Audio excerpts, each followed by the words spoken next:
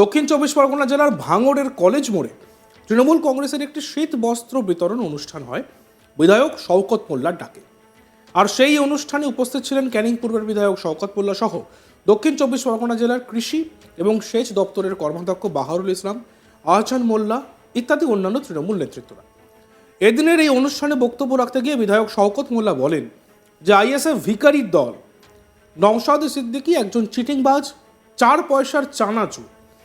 2021-এর বিধানসভার ভোটে জিতে ভাঙড়ের মানুষকে প্রতিশ্রুতি দিয়েছিল ভাঙড়ে মেডিকেল কলেজ তৈরি করা হবে এবং ভাঙড়ের সার্বিক উন্নয়ন করা হবে, কিন্তু এখনো পর্যন্ত কিছুই করে উঠতে পারেনি। 4 বছর হয়ে গিয়েছে।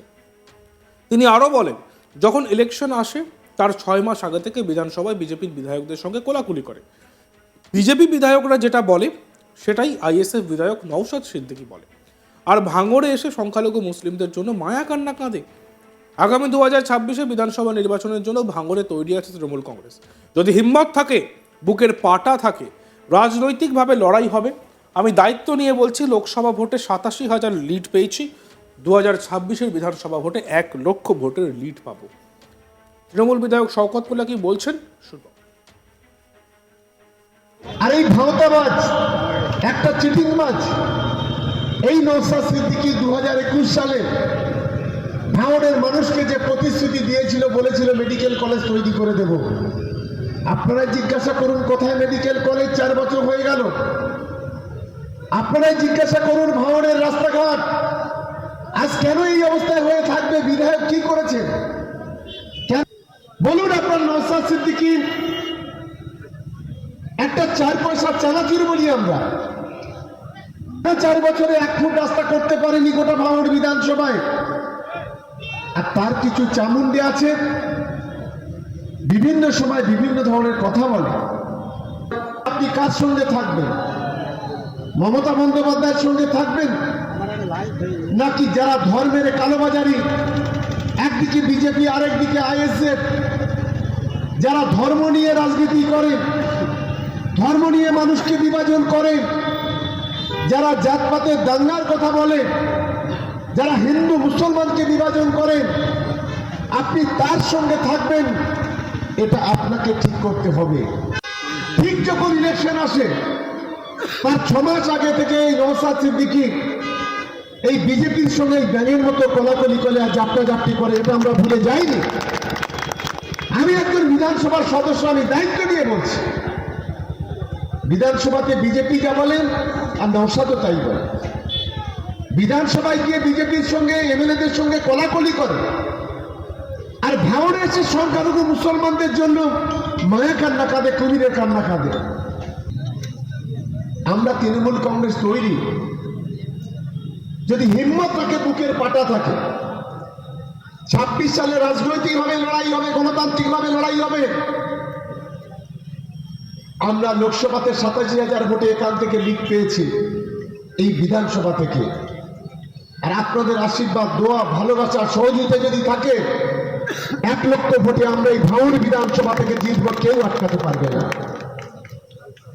আমি আমার তৃণমূল কংগ্রেসের কর্মীদের কাছে আবেদন, একদিকে নিজেদের সততা স্বচ্ছতা বজায় রাখতে হবে, আরেকদিকে গরিব মানুষের পাশে থাকতে হবে। আপনারা শুনলে অবাক হবেন, আমি সেদিন একটা ভিডিও দেখছিলাম নওশাদে।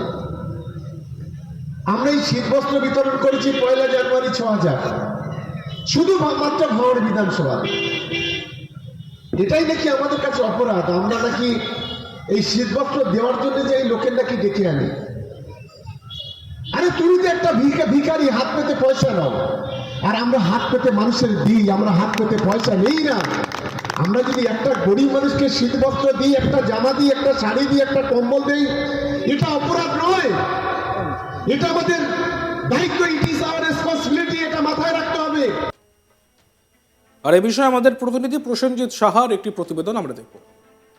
এবার নওশাদ সিদ্দিকীকে 4 পয়সার চানাচুর এবং তার সাথে চিটিংবাজ বলে অভিহিত করলেন ক্যানিং পূর্বের বিধায়ক তথা রাজ্য তৃণমূলের সাধারণ সম্পাদক শওকত মোল্লা। শুক্রবার দক্ষিণ চব্বিশ পরগনার ভাঙড় কলেজ মোড় এলাকাতে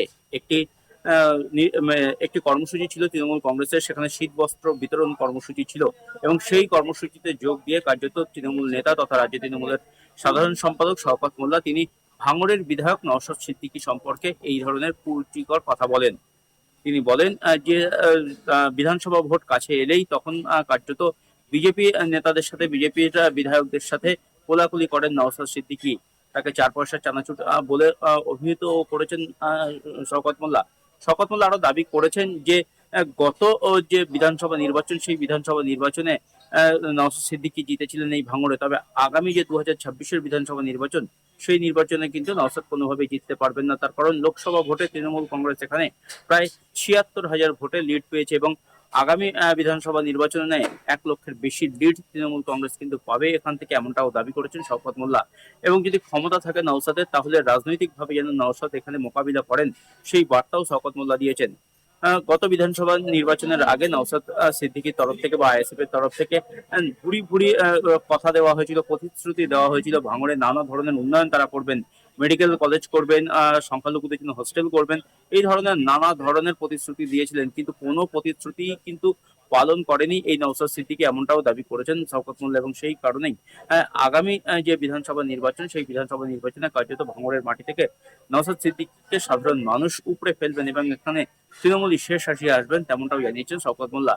তবে যত নির্বাচন বা বিধানসভা নির্বাচনের এখন 1 বছরের বেশি সময় বাকি রয়েছে, সেই সময় যত এগিয়ে আসবে তত কিন্তু এই বাকবিতণ্ডা আরো বাড়বে, তেমনটাই মনে করছে রাজনৈতিক মহল। নওশাদ সিদ্দিকী এবং শওকত মোল্লার মধ্যে যে বাকবিতণ্ডা, সেটা দীর্ঘদিন ধরে লেগে রয়েছে এবং এর আগেই দুজনকে কটাক্ষ নানাভাবে করেছেন। শওকত মোল্লাও একাধিকবার নওশাদ সিদ্দিকীকে উদ্দেশ্য করে নানা ধরনের কটাক্ষ করেছেন, আর এবার তাকে কার্যত চিটিংবাজ বলেছেন, অর্থাৎ কথা দিয়ে যিনি কথা রাখেন না, সেই রকম ভাবেই কার্যত শওকত মোল্লা তাকে অভিহিত করেছেন। পাশাপাশি তাকে 4 পয়সার চানাচুর নামেও কিন্তু অভিহিত করেছেন শওকত মোল্লা। আর যা নিয়ে এই মুহূর্তে নতুন করে ভাঙড়ের রাজ্য রাজনীতি কিন্তু যথেষ্ট তোলপাড় পড়েছে এবং ভাঙড়ের রাজনীতি কিন্তু যথেষ্ট উত্তপ্ত। গতকালের এই অনুষ্ঠানে শওকত মোল্লা যেমন উপস্থিত ছিলেন, তেমনি দক্ষিণ 24 পরগনা জেলা পরিষদের একাধিক কর্মাধ্যক্ষ এবং ভাঙড়ের একাধিক তৃণমূল নেতৃত্ব সেখানে উপস্থিত ছিলেন। আর সেই মঞ্চেই বক্তব্য রাখতে গিয়ে শওকত মোল্লা নওশাদ সিদ্দিকীকে উদ্দেশ্য করে এই ধরনের কটু কথা বলেছেন। সামনেই বিধানসভা নির্বাচন, অর্থাৎ বছর ফুরালেই বিধানসভা নির্বাচন। আর এই ভাঙড়, যে ভাঙড়ে একমাত্র বিজেপি বাদ দিলে 2021-এর যে বিধানসভা নির্বাচন, সেই নির্বাচনে আইএসএফ এর নেতা নির্বাচিত হন, নওশাদ সিদ্দিকী নির্বাচিত হন। আর এই ভাঙড় বিধানসভা নিয়ে কিন্তু তৃণমূল কংগ্রেস অনেক দিন থেকে আক্রমণাত্মক। তারা চায় এই ভাঙড় বিধানসভাকে দখল করতে, মমতা ব্যানার্জিকে উপহার দিতে। এই কথা শওকত মোল্লা বারবার বলেছেন। আর ভাঙড়ের রাজনৈতিক উত্তেজনার পারদ যে কতটা চড়ছে, তাই বক্তব্য থেকেই পরিষ্কার।